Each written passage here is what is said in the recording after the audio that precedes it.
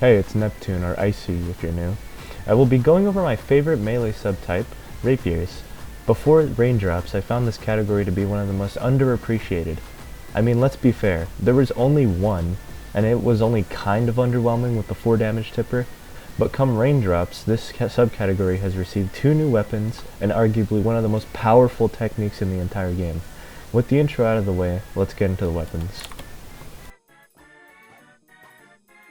The Silver Rapier looks very straightforward, but has a gimmick that was greatly buffed in a patch. It is obtained from the 𝐏𝐚𝐫𝐭 NPC in the Forgotten Village after retrieving his toolbox. You can buy it for 600 gold, 7 silver, and 3 iron.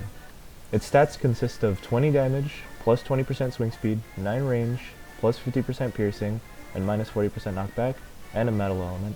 Its heavy performs a flurry of 3 lunges that deal 100% of the weapon's damage, and can proc the gimmick. In an old video I explained how the Rapier's gimmick of doing more damage when further away was neat but inconsistent. Now it's still neat and inconsistent. But it definitely got a deserved buff going from plus 4 tip damage to plus 10. For the stage you get this weapon in, being as early as pre-boss, this is a great choice to those who want a quick weapon that can carry them through every stage of the game. It's my personal favorite and I rate it a 9 out of 10. The Crystal Spine is a weapon obtained from the Betsy NPC in the Elite Barracks for 20 iridescent shards dropped by Crystal Buds or Psycho Crab, 7 Mithril, 3 Bud Carapaces also dropped by Crystal Buds, and 1500 gold. This weapon is a fantastic upgrade to the Silver Rapier, dealing 26 damage, plus 20% swing speed, 9 range, 25% piercing, and minus 40% knockback, and a water element. This weapon does not have the tipper gimmick from its younger brother, but it makes up for it in burst damage. The heavy attack launches various crystals forth, dealing about 20 damage each, and applying a bleed debuff. The lunge itself does 52 damage. This attack alone makes it miles better than its predecessor. This is just a good upgrade in general, and I give it an 8 out of 10. This weapon is just phenomenal. It's not only the strongest rapier, but also one of the strongest weapons in the game.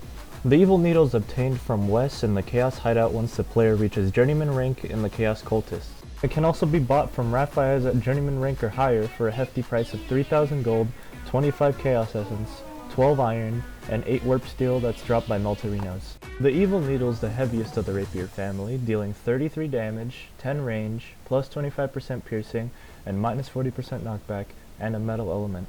This is the only rapier that does not have a swing speed bonus, and it sacrifices its capability with a technique to have its own built-in one. Which brings us to Threadripper, a set of random abilities that the Evil Needle can use, though not completely random, as they usually have an order to them.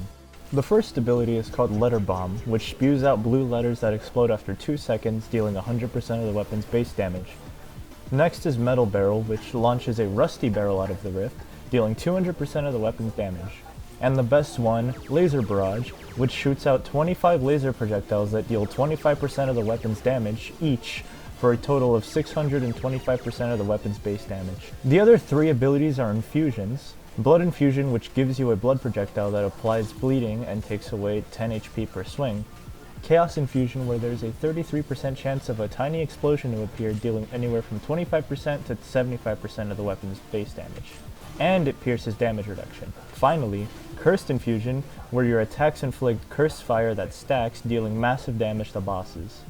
These techniques are what make the Evil Needle unique and quite powerful. This is an obvious 10 out of 10 for me. Although not exclusive to rapiers, I wanted to include this accessory here because it's from the same guy that makes the Silver Rapier, and it works best with fast weapons as such. The Duelist ring is obtained through 𝐏𝐚𝐫𝐭 for 400 gold, 1 silver ring, 10 pure essence, and 6 brass. This accessory allows you to parry attacks using your M1s, in exchange for 25% of your sword's damage.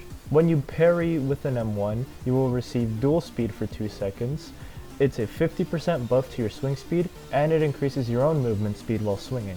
Although I'm a rapier connoisseur, I never find myself using this accessory, as to me there are just so many better options because the 25% damage penalty does hurt it quite a bit. So this has to be a 6 out of 10 for me. Finally, let's talk about the freak of nature that is the Duelist Dagger. A technique obtained for 5,000 gold from Sir Ponzelot if you have Rapier in your inventory. And need I say, This thing's amazing! It acts like a counter reflecting most attacks in the game, including ones that are usually unparryable, like Skeleton's Kick, Granny's Jump, etc. When you counter, you deal 300% of your weapon's base damage and you dash forward. This is why I love this thing. It's so fun to use. You can also get yourself out of really bad situations, like when N pulls you in or when Kata grabs you. Just spam your technique button and you're out. A bonus ability that this thing has is flurry time. If you roll before using the technique, you will stab forth with the dagger, inflicting your target and yourself with bleeding, but you gain 5 stacks of flurry buildup. Do this 3 times and you'll go into flurry time, which doubles your DPS with M1s for 15 seconds. This works with every rapier since the buff carries over to the other rapiers, so you can double your Evil Needle's DPS if you quick swap. As a whole, I'd give this subclass 9.5 out of 10. It will forever be my favorite, and I can't wait to see what the devs are gonna do next. That's all for today. Thank you all for watching, and I'll see you next time. That man is playing Galaga. Thought we wouldn't notice, but we did.